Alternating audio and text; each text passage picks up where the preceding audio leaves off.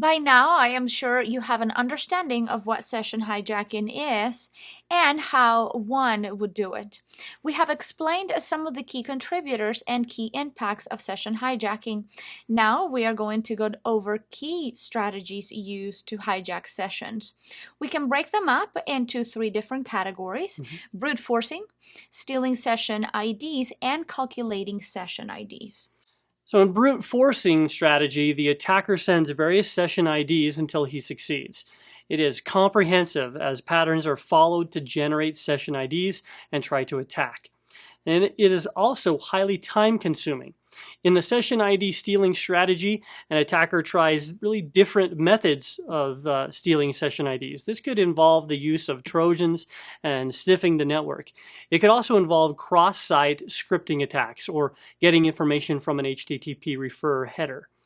Now, in calculating a session ID strategy, the attacker uses predictive mechanisms to calculate the session IDs. Now, these are not random techniques. The success of the technique really depends on the size and the key space of the session ID.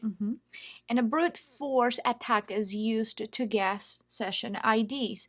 An attacker uses different patterns to guess the session ID, and he or she keeps trying until he succeeds. Brute forcing is used to figure the destination session ID to initiate the attack.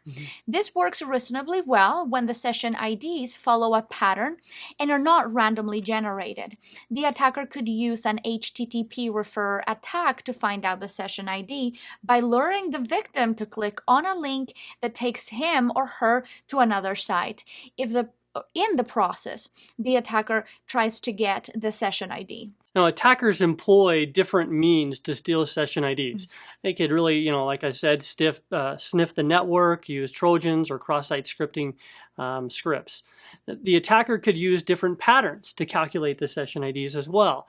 The probability of success really depends on the size and key space of the session ID, as we mentioned.